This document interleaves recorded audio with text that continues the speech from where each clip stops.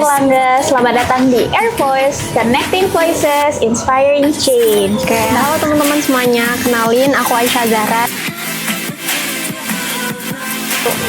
Sukses itu kamu bersyukur. Karena ketika kita belum bersyukur, artinya kita belum sukses. Kenapa? Dari ini ya, kita ngobrol-ngobrol santai, tapi topiknya juga berbobot. Jangan FOMO guys, no FOMO ya. Bye-bye, Satria Erlangga. Halo Satria Erlangga, selamat datang di Air Voice, Connecting Voices, Inspiring Change. Nah, kalau misalnya kita ngomongin kehidupan mahasiswa, itu pasti banyak banget dari kita yang pernah ngeliat seseorang yang aktif banget di kampus. Ikut organisasi, jadi awardee beasiswa, punya pengalaman internasional, sampai berhasil memanfaatkan berbagai peluang yang ada nih selama kuliah. Dan jujur aja nih, kita pasti itu penasaran kayak apa mereka itu sekeren ini tuh ada prosesnya ya, atau mereka itu juga mulai dari nol sama kayak kita. Nah, di episode Air Voice kali ini kita tuh bakal ngobrol tentang gimana sih kehidupan kampus bisa menjadi lebih dari sekedar tempat kuliah lewat tema Your Campus, Your Playground, Exploring Opportunities Beyond Academics. Kita tuh nggak bakal sendirian di sini, dan tentunya ada Kak Aisyah. Halo Kak Aisyah. Halo. Mungkin nih bisa perkenalan dulu Kak Aisyah. Oke, halo teman-teman semuanya, kenalin aku Aisyah Zahra dari Program Studi Ilmu Politik Angkatan 2024. Dan di sini juga hadir sebagai perwakilan juga atau representatif dari SDGs Ambassador 2025. Oke, nah udah ready nggak nih Kak Aisyah? Ready.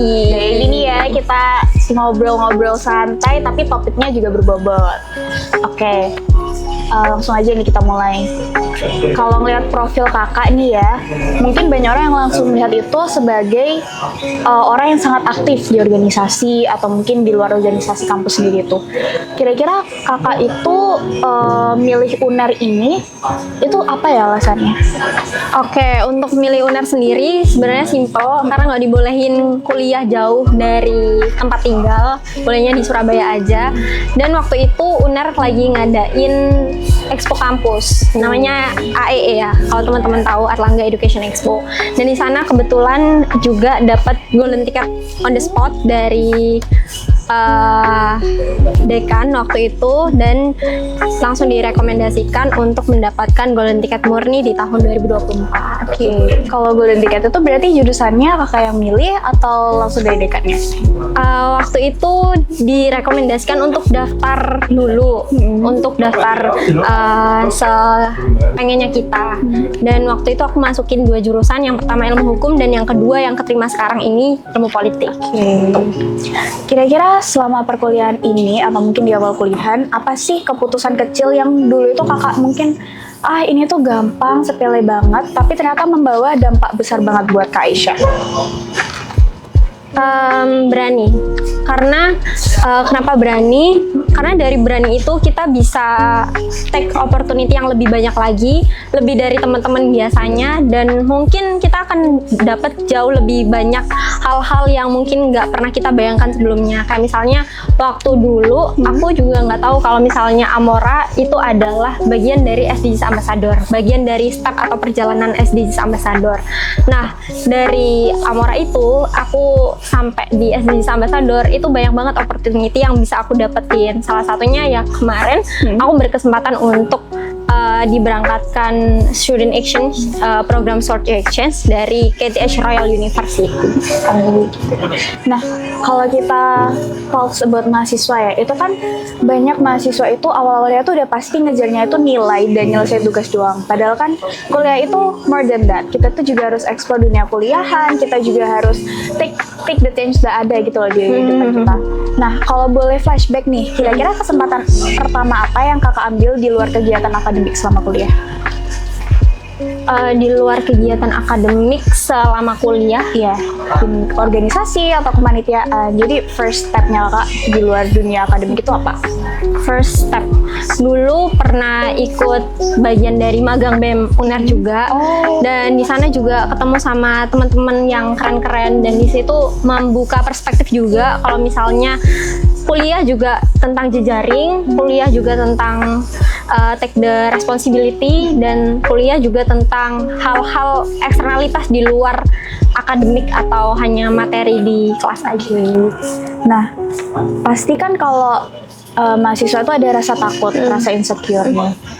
Karena mereka merasa kayak, bisa nggak ya kalau aku udah ngambil ini, aku tuh bisa ngejalannya. Atau mungkin, sebelum daftar nih, mereka pasti ada pikiran kayak, nggak bakal keterima karena aku nggak punya pengalaman. Kira-kira nih, rasa percaya diri itu, menurut kakak ya, datang sebelum mencoba atau justru setelah mencoba? Oke. Percaya diri sebenarnya kompleks sih. Kalau misalnya kita hanya nyuruh Asila doang nih, kayak Asila ayo ikutan ini, kamu pasti bisa, kamu pasti percaya diri untuk ikut ini. Kita nggak bisa sama ratakan orang-orang akan langsung take the responsibility, oh iya aku akan daftar ini dan lain sebagainya, kan enggak ya. Jadi percaya diri itu dimulai dari diri kita sendiri. Jadi kalau misalnya diri kita merasa udah enough, udah selesai dengan urusan pribadi kita, misalnya kayak oh aku udah nggak malu lagi nih, oh aku udah cukup enough dengan skillku, dengan kemampuanku untuk berjejaring, bersosialisasi, untuk memiliki soft skill dan lain sebagainya, ya udah, percaya diri adalah next step yang harus dibangun, teman-teman, bukan yang muncul tiba-tiba di awal. Karena ketika kita nggak paksa, ya dari mana kita bakalan mulai itu. Oke, berarti percaya diri itu sangat amat kompleks. Bener, kompleks banget. Dan butuh waktu ya berarti Kak buat numbuhinnya. Betul. Nah, talks about percaya diri, talks about all the experience that you've done, pasti itu ada yang namanya kegagalan. Betul. Karena kalau di mana ada keberhasilan pasti ada kegagalan gitu kan Kak. Kira-kira apa kegagalan yang justru paling banyak mengajarkan kakak itu tentang kesuksesan? Oke. Kegagalan yang paling ngena sama aku sampai sekarang itu waktu SMA sebenarnya.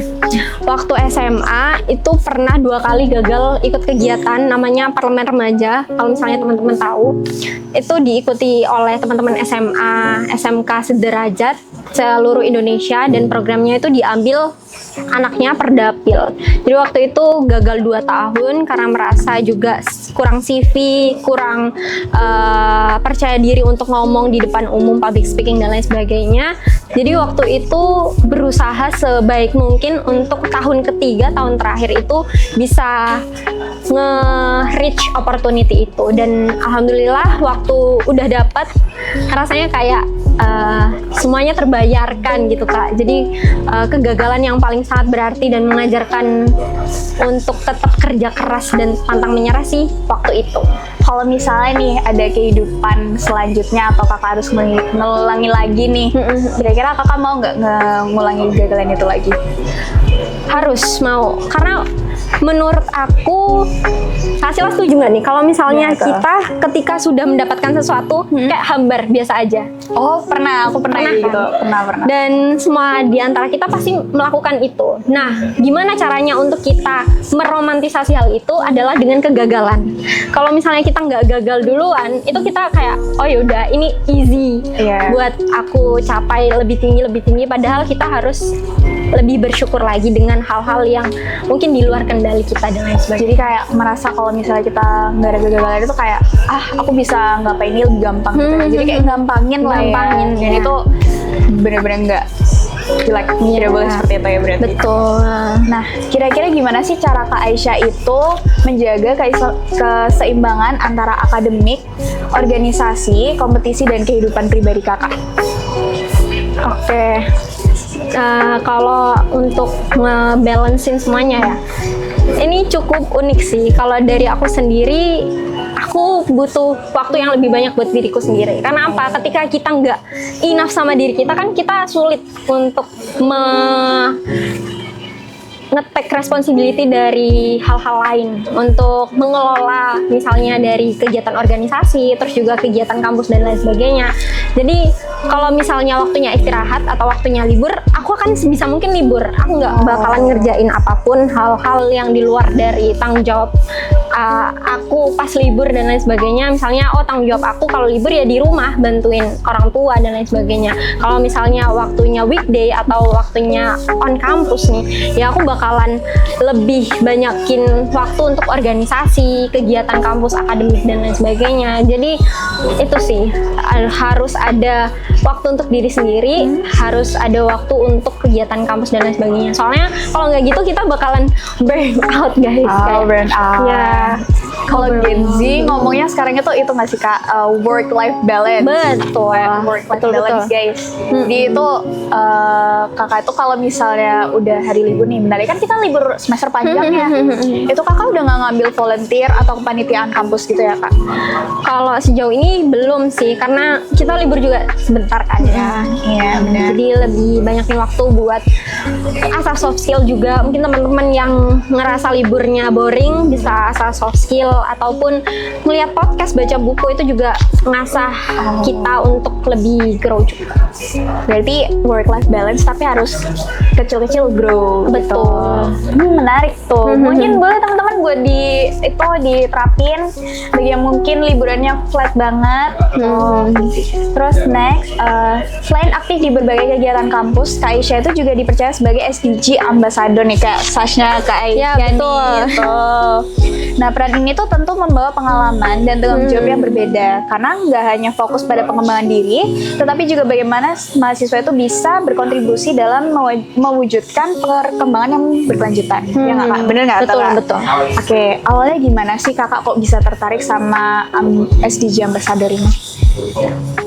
Oke, awalnya bisa tertarik sama SDGs Ambassador itu sebenarnya simpel banget. Waktu itu aku baca-baca, kalau misalnya skripsi kan sangat kompleks ya. Kalau misalnya di FISIP ada bagian SDGs-nya lah, goals-goals-nya lah, dan lain sebagainya. Dan waktu SMA pun aku pernah mendapatkan materi itu dari Duta Lingkungan. Kebetulan aku Duta Lingkungan Kabupaten Sidoarjo tahun 2023, dan di sana kita juga belajar tentang SDGs, tapi SDGs lingkungan yang kayak SDGs 11, 13, 15, tapi nggak memperdalam SDGs yang lain.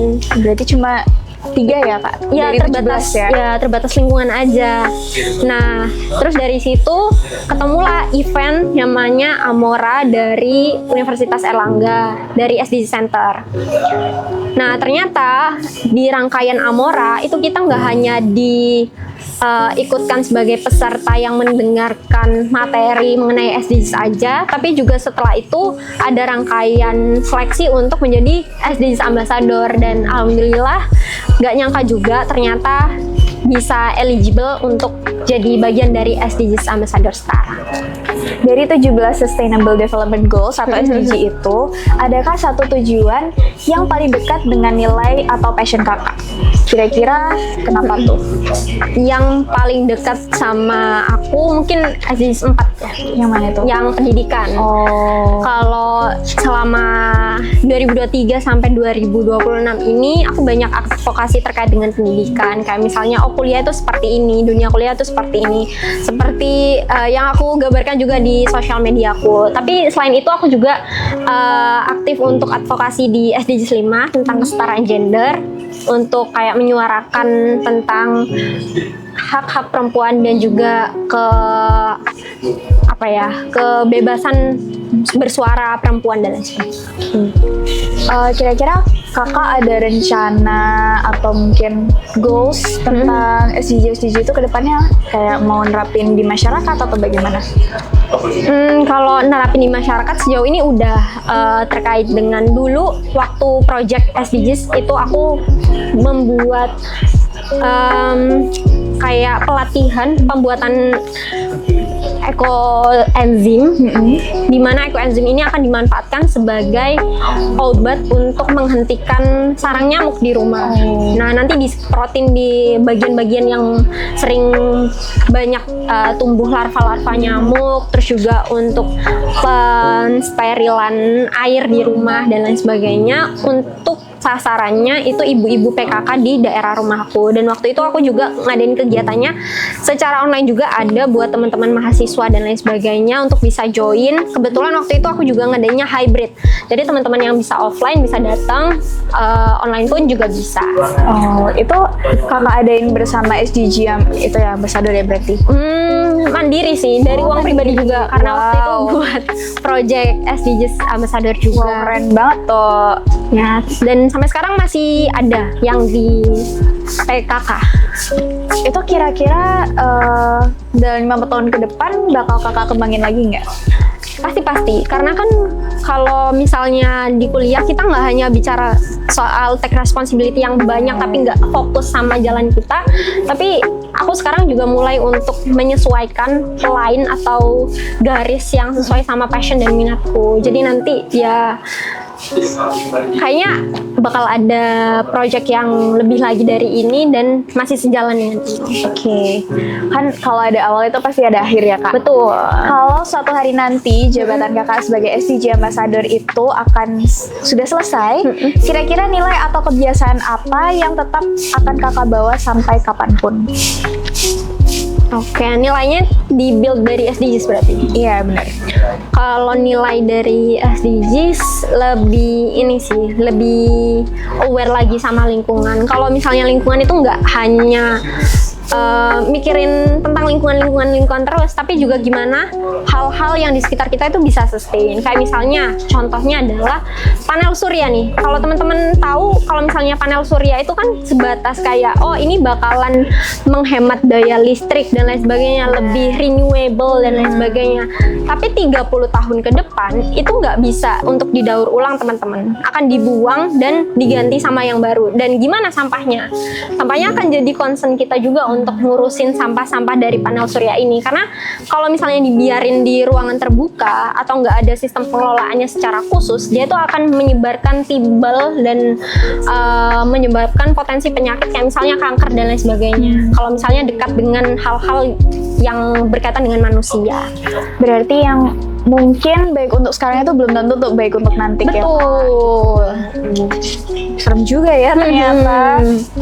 Nah, salah satu pengalaman yang berhasil Kak Aisyah raih itu kan kesempatan untuk mengikuti program student exchange ke Sweden nih, ke Swedia. Barusan ya Kak, barusan Betul. pulang. Nah, tentunya ini tuh menjadi pengalaman yang tidak hanya membuka wawasan akademik tapi juga pasti Kak Aisyah itu belajar tentang lingkungan di Sweden, budaya mereka, dan pasti perspektif yang berbeda nih. Bisa diceritain nggak bagaimana awal mula kakak itu bisa mengikuti program student exchange ke Swedia? Oke, jadi program student exchange yang di Swedia itu bermula dari kegiatan guest lecture yang diadakan oleh KTH Royal University di Unair dan bekerja sama dengan ITS dan SDG Center yang ada di Unair untuk mengumpulkan kurang lebih waktu itu ada 20 mahasiswa campuran dari mahasiswa Unair dan ITS, dan kita dibuat kelompok yang mana masing-masing kelompok itu ada perwakilan Unair dan ITS di dalam komposisinya untuk membuat proyek lomba terkait dengan desain eco village. Nah, dari desain tersebut kita berkompetisi untuk yang mana desain yang paling sustainable dan yang paling relevan, bukan hanya sustainable dalam bayangan atau mimpi aja, karena kan banyak kayak project-project yang bagus cuman nggak bisa diimplementasikan. Dan waktu itu aku bikin sama teman-temanku itu namanya Eco Village Ranumanduro, dan di Ranumanduro kita buatkan seperti tempat pariwisata yang mana ada kebun sorghum karena di sana potensial buat ditanami sorghum, dan juga ada peternakan sapi pedaging yang mana nanti pakannya itu kita sustainkan dari tempat perkebunan sorghum, dan dagingnya juga bisa diolah sama masyarakat menjadi makanan khas di sana atau mungkin seperti apa. Dan juga dari segi jalannya juga kita perhatikan, karena kita juga memperhatikan gimana jalannya itu bisa cycling path dan pedestrian friendly dan juga disability friendly. Jadi kita juga perhatikan gimana sustainable-nya itu bukan cuma di lingkungan aja, tapi juga ke masyarakatnya, berimpact juga. Kan banyak mungkin mahasiswa yang masih awam nih atau masyarakat yang nonton podcast ini tuh belum tahu. Kalau bisa minta tolong kakak bisa nggak ya jelasin secara simple Eco Village itu apa dan relevansi selama 5 tahun ke depannya itu bagaimana? Oke, kalau misalnya Eco Village itu simpelnya adalah desa terbersih deh di Bali. Di Indonesia kan punya desa terbersih di Bali. Nah, itu salah satu itu ya. Iya. Itu adalah salah satu contoh Eco Village. Di mana desa Eco Village adalah desa berkelanjutan yang gak hanya kita menuntut ekonominya biar tetap sustain, orang-orangnya berdaya dan lain sebagainya, tapi juga berdayanya melalui kegiatan lingkungan. Kayak misalnya, kita akan menanam kebun sorghum. Nanti kita akan budidayakan sorghum itu untuk pakan ternak, untuk sebuah makanan khas atau kerajinan dan lain sebagainya, sehingga ekonominya sirkular. Gak hanya berhenti di misalnya perkebunan aja nih, tapi juga di berbagai lini atau di berbagai jenis itu akan nyambung gitu. Gak hanya lingkungan aja, tapi juga ekonominya, teknologinya, terus juga inovasinya dan lain sebagainya. Dan aku juga dengar kalau yang di Bali itu sekarang juga jadi desa pariwisata ya Kak, yang desa paling jadi selain berguna nih untuk masyarakat dalam kehidupannya mereka, itu juga bisa jadi pemasukan nih buat negara ya berarti. Betul. Jadi buat pariwisata juga. Oke, untuk program student exchange nih ke Swedia, kira-kira siapa sih orang pertama yang mau support kakak untuk ikut program tersebut? Oke, untuk program student exchange, orang pertama yang support pasti kakak-kakak intern dari SDG Center, karena mereka sangat support kita untuk ayo guys ikut, karena waktu itu kebetulan kita semua lagi mata kuliah, lagi weekday, jadi kita nggak off kampus, tapi karena adanya support dari teman-teman SDG Center, dari Mbak Mirna, Mbak Sasa, dan Mbak Safira, kawan-kawan itu saat mendukung kita untuk mengikuti kegiatan tersebut, ya akhirnya kita ikut dan ya sampai di sini. Ya, berhasil tuh alhamdulillah ya. Nah, saat pertama kali ini kakak itu tahu kalau kakak itu bakal berangkat ke Swedia, apa hal pertama yang paling terlintas di pikiran kakak? Oke, waktu itu Maret kan pengumuman juara 1 untuk berangkat ke Swedia ya. Yang paling terlintas waktu itu Unair itu kan kerjasamanya kan dalam bentuk lingkungan. Terus langsung searching di platform untuk lihat sejauh mana inklusivitas lingkungan yang ada di Swedia, dan ternyata sangat bagus. Dan kalau misalnya teman-teman tahu, Swedia itu salah satu-satunya negara pertama yang mengadakan konferensi dunia terkait dengan lingkungan, dan mereka juga satu-satunya negara yang mengimport sampah untuk jadi tenaga listrik di sana. Jadi listriknya bukan dari panel surya, nuklir, enggak, tapi dari sampah. Swedia itu kan nggak sepadat kayak kita atau China ya Kak. Kira-kira nih kalau misalnya pasokan sampah mereka habis karena mereka buat untuk pembangkit listrik, mereka dapat sampahnya ini dari mana ya Kak? Selain sampah mereka sendiri. Kalau sejauh yang aku baca dan yang aku tahu dari CTH itu menyampaikan kalau misalnya sampah-sampah ini bukan hanya dari negara Swedia aja, tapi dari eksternal juga. Kayak misalnya negara-negara berkembang yang butuh support finansial, guys. Kayak misalnya Indonesia dan sekitarnya yang bisa untuk nge-support sampah ke mereka, dan mereka timbal baliknya ke negara-negara berkembang adalah berbentuk materi dan lain sebagainya, untuk membantu juga sebenarnya memberdayakan negara-negara berkembang dan memberdayakan sistem yang mereka buat juga. Karena kalau misalnya sistemnya mandek, itu bakalan ngabisin cost mereka juga. Jadi sistemnya harus tetap jalan untuk mengelola sampah. Oh, berarti mereka tuh kayak import sampah gitu ya Kak? Malah import ya? Malah import, berarti import sampah dan membayar negara itu. Wow, pemasukan tuh ya? Pemasukan juga ternyata. Betul-betul. Nah, kakak Kira-kira menurut kakak bisa nggak ngerekomendasiin program-program yang student exchange ke Swedia ke teman-teman nggak? Kalau dari Swedia sendiri itu student exchange-nya aku kurang tahu ya.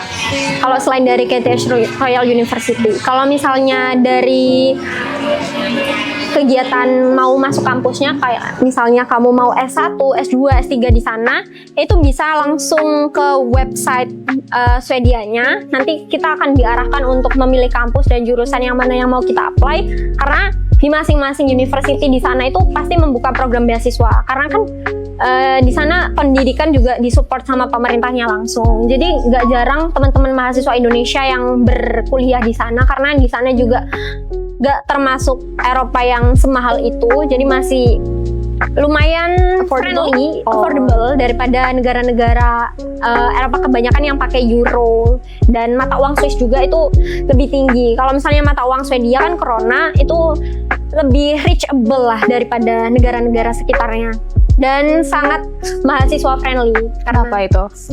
Karena kita nggak hanya disupport melalui program pendidikannya aja, tapi juga kalau misalnya kamu mau mendapatkan uang saku, itu ada tesnya juga. Jadi kamu juga bisa mendapatkan uang saku nggak hanya lewat kerja, kamu juga bisa ngajuin uang saku pemerintah Swedia juga. Tapi kalau udah dapat uang saku nih, apa kita juga boleh ngambil part time atau freelance? Bisa. Masih bisa ya? Bisa. Berarti pemasukannya dari uang saku aja. Betul. Jadi very recommended and mahasiswa friendly. Betul, mahasiswa friendly. Kalau boleh tahu kakak selama di Swedia tuh ngapain aja kak? Kalau di Swedia kemarin juga alhamdulillah disambut baik sama Duta Besar Indonesia di Swedia, Pak Yayan, Pak Made, dan jajaran. Terus juga kita selain ke Lidi, namanya kan Lidi, di Pulau Lidi itu ke tempatnya KBRI Stockholm, kita juga ke KTH itu ada program presentasi, project, terus juga ada mendengarkan guest lecture dari konferensi Women in Construct dari teman-teman Mesir, dosen-dosen Mesir, terus juga dosen-dosen ITS dan lain sebagainya di sana yang membahas tentang konstruk atau bangunan. Terus juga kita mendengarkan mahasiswa S2 yang sedang tesis dan membahas hal-hal yang terkait dengan pembangunan berkelanjutan yang ada di Stockholm, Swedia. Gitu. Selama prosesnya kakak itu pernah nggak sih ngerasa kayak insecure deh, aku takut lawanku tuh pasti udah dari negara yang maju, pinter-pinter banget, ada nggak perasaan kayak gitu? Kebetulan lawan dari lombanya itu kan cuman UNER-ITS saja. Oh, UNER-ITS saja. Ya, kalau waktu itu sempat merasa nggak mampu juga, karena kan bukan bagian dari orang-orang yang membangun ya program studiku, bukan orang-orang yang membangun bangunan gitu kan. Nah, tapi ada salah satu temen teammateku itu yang dari teknik lingkungan, alhamdulillahnya. Jadi dia yang kayak support Google Earth Pro, jadi kita bisa ngeliat sedimen tanahnya tuh seperti apa, apakah cocok dengan eco village yang mau kita bangun dan lain sebagainya. Terus juga dari teman-teman yang ada di SDGs juga sempat dibekali sama guest lecture dari dosen yang ada di KTH, jadi aku merasa kayak mampu aja. Oke nih, kita lanjut. Kira-kira apa hal yang tidak banyak orang tahu tentang perjalanan kakak itu dalam student exchange? Mungkin di kalikunya, mungkin dalam prosesnya. Oke, yang nggak banyak orang tahu adalah kegiatannya sih sebenarnya. Karena kegiatannya itu orang-orang banyak yang curious, banyak yang tanya-tanya dan mengira kegiatannya itu bukan berbentuk lomba, tapi seleksi. Tapi sebenarnya ini adalah lomba, bukan seleksi, karena seleksinya udah dilakukan secara internal, yakni yang diikutkan di guest lecture itu kan teman-teman dari SDGs Ambassador UNER aja. Jadi udah terseleksi, sudah eligible teman-temannya. Jadi tinggal dilombakan aja beberapa anak, beberapa orang. Dan untuk yang lainnya mungkin itu aja sih, nggak ada lainnya. Aku nih sempet lihat tuh kakak kayak sharing having fun di Swedia di IG kakak. Itu Sefun apa sih di situ? Sefun apa? Mungkin menemukan tempat yang nature ya. Oke. Karena di Indonesia kan kita banyak polusi gitu ya. Kalau di sana lebih ke alam banget, dan fun fact kalau di Swedia itu ada hukum yang ngomong kalau misalnya semua tempat alam itu harus gratis karena alam itu milik semua orang. Jadi kalau misalnya kita pergi ke taman atau sejenisnya yang ada alam-alamnya itu pasti gratis. Karena ya punyanya alam, punyanya kita semua gitu. Dan di Swedia juga kita Muslim friendly dalam artian orang-orangnya nggak ada yang rasis dan sebagainya. Jadi cukup seru juga di sana, dan orang-orangnya yang dari turis juga nggak sebanyak negara-negara lain kayak misalnya Italia, Paris, Belanda. Kalau di Sweden sendiri kan juga jarang denger juga kan kayak ke Swedia gitu, jarang denger kan. Jadi lebih ke explore tempat baru yang gak banyak orang ke situ. Terus juga kalau dari Swedia juga menyediakan transportasi umum yang sangat terintegrasi. Jadi kalau misalnya kita kemana-mana itu mudah dan gak ribet. Jadi semua hal yang selama di sana itu lancar. Ini cukup seru banget. Recommend. Kalau di kepalaku kan Swedia itu masuk Nordic atau Scandinavian countries ya Kak. Jadi pasti dia dingin banget dong Kak. Dingin. Dingin banget tuh. Iya, karena di Sweden kan Eropa Utara juga kan. Terus juga kita adalah apa ya? Negara kepulauan. Kayak banyak pulau-pulau kecil di antara laut-laut gitu. Jadi emang dingin. Kayak termasuknya pesisir juga. Oh kakak berarti kemarin ke pesisirnya? Bukan. Jadi kita itu balance antara kota dan nature-nya gitu, alamnya. Jadi kalau misalnya teman-teman di sini pengen dapetin experience tentang negara yang gak hanya kota atau city aja, tapi juga dari alamnya, itu Sweden sangat recommended karena dua-duanya seimbang. Kalau boleh tahu nih, pulau apa yang kemarin kakak explore? Ada nggak explore pulau gitu? Ada, ya Lidingö itu tempatnya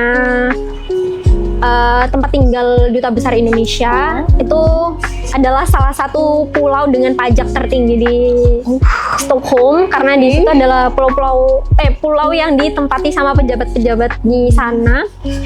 Karena private, jadi orang-orangnya cuma sedikit, dan kalau misalnya kita berbelanja di sana juga mahal banget karena cost untuk masukin barang-barang ke sana kan juga mahal dan lumayan jauh juga dari kota. Jadi waktu itu kita juga dijemput sama teman-teman ajudan dari duta besarnya dari Stockholm City ke Lidingö, Pulau Lidingö itu sendiri. Tadi aku sempat dengar kakak ada mention kalau transportasi itu gratis ya kak. Transportasinya itu dalam bentuk apa ya kak?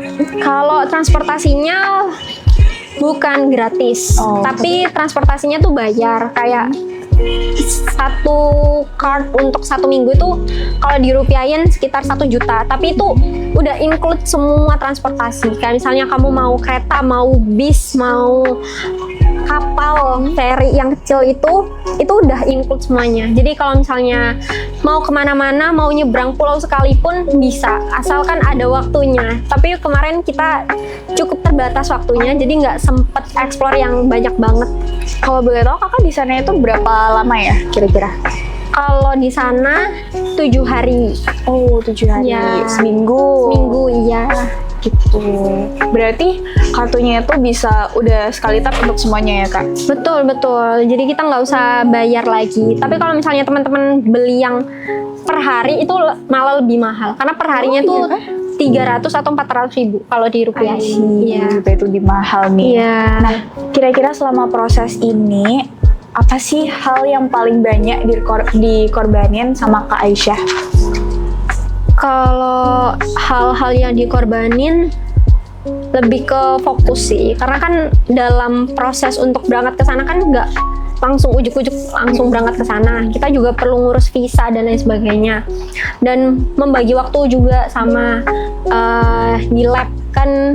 Aku sekarang juga jaga asisten lab laboratorium ilmu politik, dan kebetulan lagi banyak-banyaknya guest lecture waktu itu, jadi harus koordinasi juga sama teman-teman yang lain kalau misalnya belum bisa fokus ke sana dulu sementara waktu untuk fokus ke pemberangkatan student exchange ini. Karena untuk ngurus visa kita juga perlu permit yang banyak banget, kayak ngurus hotel dan lain sebagainya. Meskipun sudah dipesankan sama pihak sana, cuman kita juga butuh approval untuk kita bakal balik lagi nih ke sini dari pihak AGE Unair, terus juga dari pihak FISIP Unair, terus juga dari berbagai pihak lah, termasuk pembuatan asuransi juga.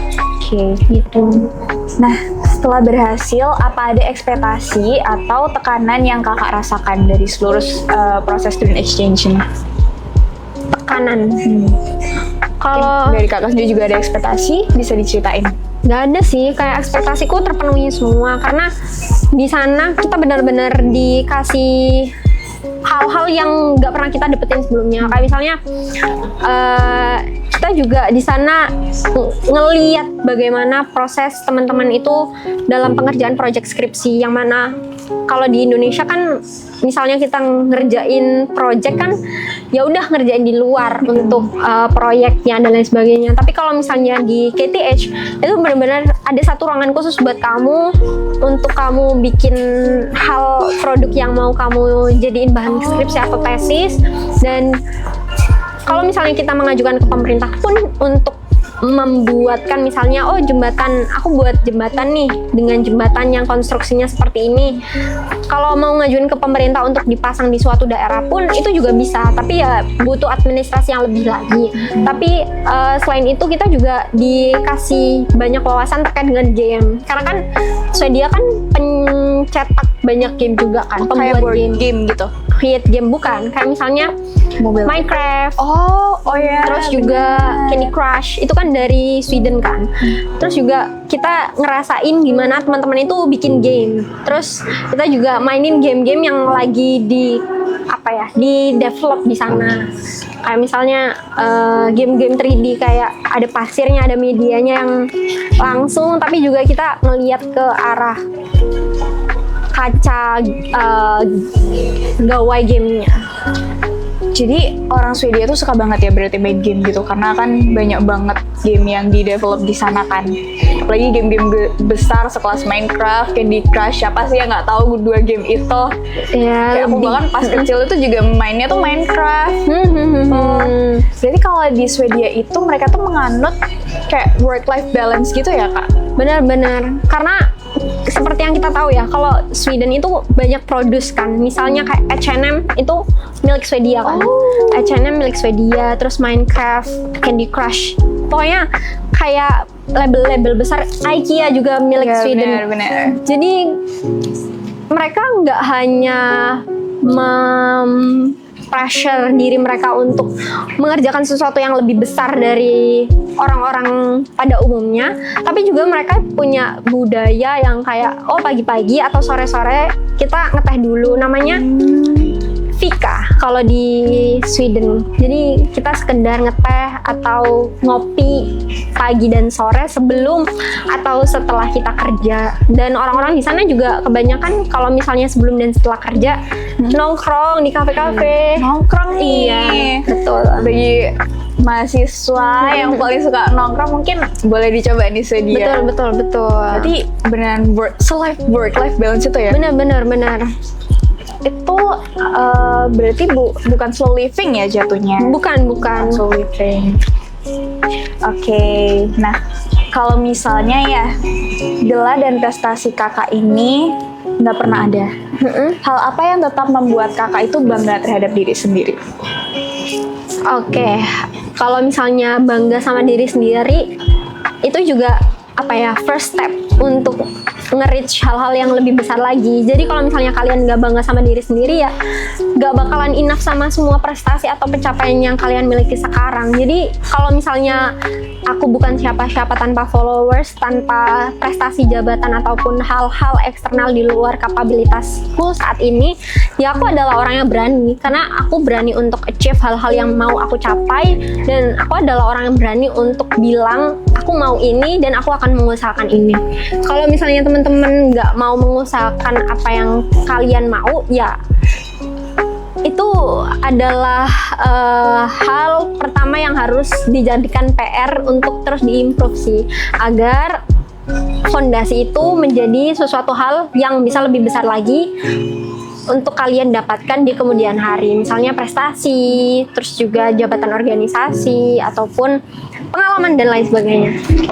Nah, dari cerita yang udah kakak berikan hari ini, kita tuh bisa melihat bahwa setiap kesempatan itu pasti ngebawa pengalaman dan pembelajaran yang beda nih. Namun, yang seringkali paling berharga bukanlah pencapaiannya, tapi pelajaran yang bisa didapat selama kita itu ngelakuin hal itu. Nah, apa sih hal yang menurut kakak paling penting, bahkan mungkin lebih penting nih daripada sekedar mengumpulkan sertifikat dan pencapaian selama kuliah? Oke, hal yang paling penting in this economy, hal yang paling penting adalah relasi. Karena kita nggak bisa tutup mata guys, kalau misalnya relasi adalah kunci saat ini. Banyak banget kasus-kasus yang terkait dengan relasi yang mengantarkan orang-orang hebat untuk berada di posisinya sekarang. Jadi kalau misalnya kalian gak dapet hikmah atau ekspektasi yang kalian ekspektasikan terhadap sesuatu hal yang kalian duduki atau capai saat ini, ya nggak apa-apa. At least kalian berjejaring, at least kalian berrelasi. Tapi kalau misalnya kalian diem aja, ya coba improve sedikit-sedikit. Kayak apa sih hal yang perlu kalian bangun sebelum membangun relasi, misalnya kepercayaan diri atau misalnya soft skill kan, kalau misalnya kalian belum punya soft skill dan lain sebagainya. Nah, kalau kakak bisa ngasih nasihat nih ke seluruh mahasiswa UNER, terutama maba, apa yang ingin kakak sampaikan? Oke, untuk maba, jangan terlena atau FOMO sama kegiatan-kegiatan yang menurut kalian bergengsi.